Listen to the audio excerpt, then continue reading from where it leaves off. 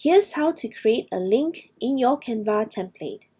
So I've created a mock-up design and I've also included my website. And once you've done with your design, you may want to link your website.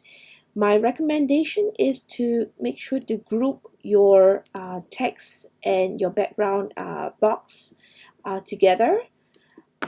Okay, so we'll select the whole thing and just click group, and then head over to this link icon and click on it. And then you might want to type in the URL of your website.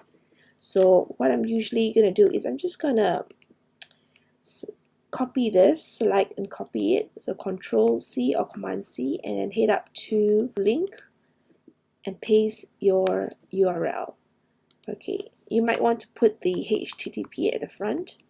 So it's a link, and hit enter on your keyboard. Okay, and if you want to test out your link, click on your website, go up to link and go to link. And yep, the link works. So that's great.